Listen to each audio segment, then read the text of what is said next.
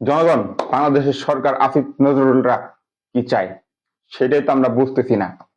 যেখানে ক্রিকেট দল নিরাপত্তা জনিত কারণে যেতে পারছে না মুস্তাফিজুর রহমানের ঘটনায়, এবং আইসিসি বাংলাদেশ ক্রিকেট দলকে বাদ দিয়েছে, যেহেতু বাংলাদেশ যেতে চায় না ভারতের মাটিতে বিশ্বকাপ খেলতে, বা আইসিসি মেন্স টি-20 ক্রিকেট ওয়ার্ল্ড কাপ 2026 যেটা 7 তারিখ থেকে শুরু হবে, ঠিক বিপরীতমুখী করে দিল বা ব্যবস্থা করলো বাংলাদেশের আরেকটা ইভেন্টকে স্পোর্টস জগতের। সেটা কি জানতে চান না? আগামী 2 তারিখ থেকে যে 14 তারিখ পর্যন্ত ভারতে যে শুটিং ওয়ার্ল্ড কাপ হবে, ভারতে অনুষ্ঠিত হতে যাচ্ছে, সেখানে বাংলাদেশ সরকার কিংবা আসিফ নজরুলরা তারা যেতে দিচ্ছে, তারা এনওসি দিয়ে দিয়েছে, তারা অর্ডার দিয়ে দিয়েছে আপনারা যেতে পারেন। এর মানে কি? এর মানে কি যেখানে ওদের বা শুটারদের যেতে সমস্যা নাই, বা ভারতের মাটিতে যেতে সমস্যা নাই, বাংলাদেশের যেতে সমস্যা, বা বাংলাদেশের ক্রিকেটারদের যেতে সমস্যা? এটা কোনো মানে? এটা কোনো কথা? দুই নীতি চলতেছে। হ্যাঁ, সেটা করছে বাংলাদেশ সরকার, আসিফ নজরুলরা। তবে কি কম গুরুত্বপূর্ণ শুটাররা বেশি গুরুত্বপূর্ণ বাংলাদেশের ক্রিকেটাররা? তানজিদ তামিম, পারভেজ হোসেন ইমন, লিটন কুমার দাস, নাজমুল হোসেন শান্ত, এরা কি বেশি গুরুত্বপূর্ণ নাকি কম গুরুত্বপূর্ণ বাংলাদেশের শুটাররা? না, সকলেই গুরুত্বপূর্ণ। বাংলাদেশের যেমন এমপি মন্ত্রীরা গুরুত্বপূর্ণ, ঠিক তেমনি বাংলাদেশের যে সব থেকে নিম্ন পর্যায়ে রয়েছে বা নিম্ন পেশায় রয়েছে, তারাও, সকল শ্রেণীর পর্যায়ের মানুষজন গুরুত্বপূর্ণ আমাদের কাছে। কারণ সে আমাদের এই বাঙালি জাতিকে বা বাঙালি জাতির ঐতিহ্য বহন করে, বা বাংলাদেশি পরিচয় বহন করে। এটা কি জানেন না আমাদের বাংলাদেশ সরকার, আসিফ নজরুলরা? নাকি জেনেও না জানার ভান করে? আমার তো মনে হচ্ছে না হলে এরকম দুর্নীতি করতে পারতো না তারা। তাদের একটা এজেন্ডা, বাংলাদেশ ক্রিকেটকে শেষ করে দিতে চায়। 6 মাস আগে বলেছিল বাংলাদেশ সরকারের ক্রীড়ামন্ত্রী কিংবা উপদেষ্টা আসিফ নজরুল যে ভারতের হেজিমনি খেলা ক্রিকেট সেটা বাংলাদেশে প্রতিষ্ঠিত হয়েছে। তার মানে কি? তার মানে আপনারা কি ক্রিকেটকে শেষ করে দিতে চান? এটাই তো মনে হচ্ছে। না হলে যেখানে শুটার বা শুটিং যে খেলোয়াড়রা তারা যাচ্ছে, বাংলাদেশ ক্রিকেট দল যেতে পারছে না, এটা মেনে নেওয়া যায় না। যেখানে পেঁয়াজ আদান প্রদান হচ্ছে, ধান, গম, চাল, আটা সকল কিছু আসছে, কিংবা এখান থেকে কিছু ইলিশ মাছ কিংবা শাক সবজি সহ আর বিভিন্ন কিছু সেখানে যাচ্ছে, তবে এখানে ক্রিকেটের বেলায় এত কড়াকড়ি কিংবা ওই নিরাপত্তা দেখিয়ে, অজুহাত দেখিয়ে তাদেরকে না যেয়ে বা না যেতে দেওয়া, আমার তো মনে হয় ক্রিকেটকে শেষ করার জন্য আসিফ নজরুল কিংবা বাংলাদেশ সরকার তারা পায়তারা করেছে, যাতে বাংলাদেশ ক্রিকেট দাঁড়াতে না পারে।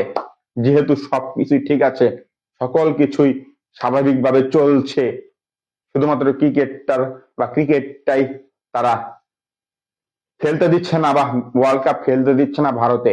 আমরা জানি ভারতে খেলা বা ভারতে গিয়ে বাংলাদেশের ম্যাচগুলো পড়েছিল, সেটা বাংলাদেশ খেলছে না, তার বিদায় বাংলাদেশের জায়গায় স্কটল্যান্ডকে। হ্যাঁ, এখন বিষয় হচ্ছে তারা বা পাকিস্তান ওই বাংলাদেশের পক্ষে এসে ভোট দিয়েছে, তারপর তারা খেলবে না, তারা ওই পরবর্তীতে আবার দল ঘোষণা করেছে, কিংবা খেলবে কি খেলবে না এটা পেন্ডিং এ রয়েছে, তারা শুক্র সোমবারে জানাবে, তারপর কথা। বিষয় হচ্ছে তারা খেলবে না, তারা অবশ্যই খেলবে। আমাদের দর্শকেরা বলতেছে যাক, আমরা পাকিস্তানকে পেয়েছি। বাংলাদেশ ক্রিকেট দল তারা ভারতে যায়নি, বিশ্বকাপ বয়কট করেছে, আমরা খুশি, আমরা জিতে গেছি, আমরা জয় লাভ করেছি, বিশ্ব ক্রিকেটকে দেখিয়ে দিচ্ছি। পাকিস্তান এবং আমরা হ্যাঁ ভারতীয়দের দেখিয়ে দিয়েছি। তারা এটা মনে করছে, তারা লাফালাফি করছে, তারা ঝাপাঝাপি করছে, কিংবা তারা উচ্ছ্বাস উল্লাস আনন্দ পাচ্ছে বাংলাদেশের বেশিরভাগ দর্শকেরা। কিন্তু না, বাংলাদেশ ক্রিকেটকে আপনাদের ক্রিকেটের বিরুদ্ধে নিয়ে এসে দাঁড়িয়েছে বাংলাদেশ সরকার, আসিফ নজরুলরা। বুঝতে পারছেন না? এখনো ফেরত আসেন, এখনো আপনারা যুক্তি দিয়ে ভাবেন, চিন্তা করেন, জ্ঞান বুদ্ধি বিবেক বিবেচনা খাটিয়ে অবশ্যই অবশ্যই আপনারা, হ্যাঁ, সেটার বিশ্লেষণ করে তারপর কথা বলেন, এর আগে নয়। আপনাদের জাস্ট উস্কাচ্ছে ওই বাংলাদেশ সরকার, আসিফ নজরুলরা। আমরা তো দেখতেই পাচ্ছি পাকিস্তান পাকিস্তান যাবে। যদি পাকিস্তান না যায়, আইসিসি একটা আভাস দিয়েই নিয়েছে যে পাকিস্তান না গেলে তাদের, হ্যাঁ, তাদের কমপক্ষে 1,000 কোটি টাকার লস হবে, এটা জানিয়েছে আইসিসি।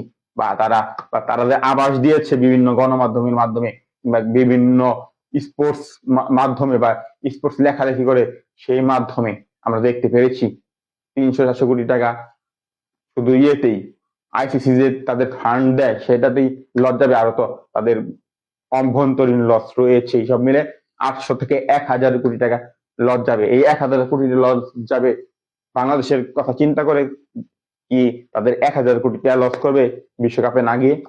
জীবনেও না। তারা খেলবে, তারা নেদারল্যান্ডেও খেলবে, তারা আরো কয়েকটা আয়ারল্যান্ডের সাথে বা বিভিন্ন তার গ্রুপে যারা যারা রয়েছে, হ্যাঁ, ভারতের সাথেও খেলবে, ইউএস এর সাথে খেলবে, নেদারল্যান্ডের সঙ্গে খেলবে, লাস্টে ভারতের লেগেও খেলবে।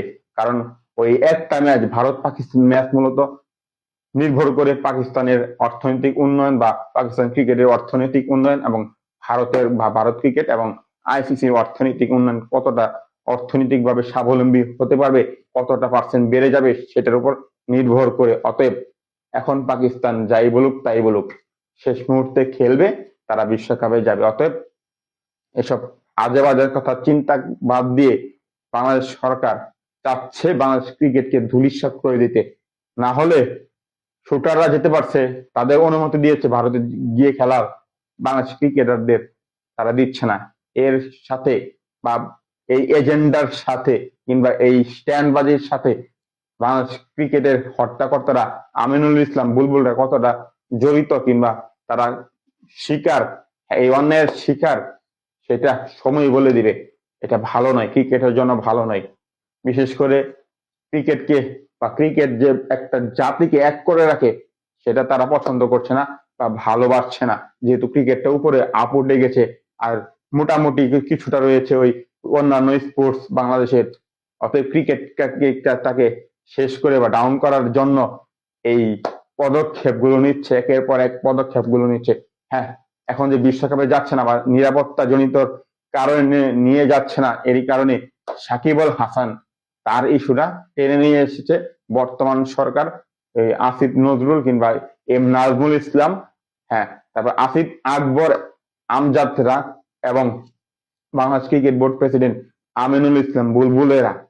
হ্যাঁ, না হলে এখন এই মুহূর্তে বাংলাদেশ বিশ্বকাপে খেলছে না, সেখানে আবার সাকিব আল হাসানের খেলা না খেলা নিয়ে বিষয় উঠে গিয়েছে বা ওই দিনই উঠে গিয়েছে। কিসের জন্য ওই দিন উঠা লাগবে? পরেও তো করা যেত না। এখন কি সাকিব আল হাসান এসে বলবে না, পাকিস্তানের সিরিজ অনেক পরে, অনেক পরে আছে, কারণ এর মাঝে বিশ্বকাপ হবে কিছুদিন, পাকিস্তান রেস্ট করবে কিংবা অন্যান্য দল রেস্ট করবে, তারপরে পাকিস্তান বা অন্যান্য দলের ওই সফর বা ওই ট্যুর হবে। অতএব আমি মনে করি যে বাংলাদেশ ক্রিকেটকে শেষ করার জন্য, বাংলাদেশ ক্রিকেটকে ধূলিসাৎ বা মাটির নিচে মিশে দেওয়ার জন্য, হ্যাঁ, যেখানে সবকিছু স্বাভাবিক অবস্থায় রয়েছে, সবকিছু চলছে বাংলাদেশ ভারতের মধ্যকার, অর্থাৎ শুধুমাত্র ক্রিকেট বাদে আর সকল কিছু চলছে বা চলমান বা পেন্ডিং নয়, শুধু চলমান চলছে, তার বা সেটাই বুঝেন কি অবস্থা। বাংলাদেশ ক্রিকেটকে ধূলিসাৎ শেষ কিংবা বিলুপ্তি করতে চাচ্ছে বাংলাদেশ সরকার, আসিফ নজরুল্লাহ। ওই তাদের কথায় বুঝাই যাচ্ছে, আসিফ নজরুলের কথা বুঝাই গিয়েছে। 6 মাস আগে বলেছিল ভারতের হেজিমনি ক্রিকেট খেলা, সেটা বাংলাদেশকে চাপিয়ে দিয়েছে। তার মানে বুঝেন তাদের মন মানসিকতা ক্রিকেটের প্রতি কেমন। ক্রিকেট তারা চায় না, মনে প্রাণে চায় না এবং ক্রিকেটকে বিলুপ্তি করতে চায়। কিন্তু না, আপনারা পারবেন না। আপনারা যে পর্যন্ত ক্রিকেট প্রেমী এই দেশে একজন রয়েছে, শেষ জন রয়েছে, সেই পর্যন্ত বাংলাদেশ ক্রিকেটকে ধূলিসাৎ, নিচে, মাটির নিচে কিংবা বিলুপ্ত করতে পারবেন না, পারবেন না, পারবেন না। আপনারা যতই চেষ্টা করেন না কেন, বাংলাদেশ সরকার আসিফ নজরুল, এম নাজমুল ইসলাম, আসিফ আকবর কিংবা আমজাদ এবং বাংলাদেশের বোর্ড প্রেসিডেন্ট আমিনুল ইসলাম বুলবুল এবং তার গং, এরা কোনোদিন কোনো মুহূর্তে, যে পর্যন্ত বাংলাদেশে একজন, আমি তো বলেছি একজন ক্রিকেট প্রেমী রয়েছে, থাকবে, সে পর্যন্ত পাবে না। যে পর্যন্ত ক্রিকেট প্রেমী রয়েছে, আর যদি কোনোদিন একটা সিঙ্গেল পরিমাণ ক্রিকেট প্রেমী না থাকে, সেদিন হয়তোবা আপনারা পেয়ে যাবেন বা পাবেন। সাময়িকভাবে আপনারা জিতেছেন, কিন্তু দীর্ঘস্থায়ী নয়।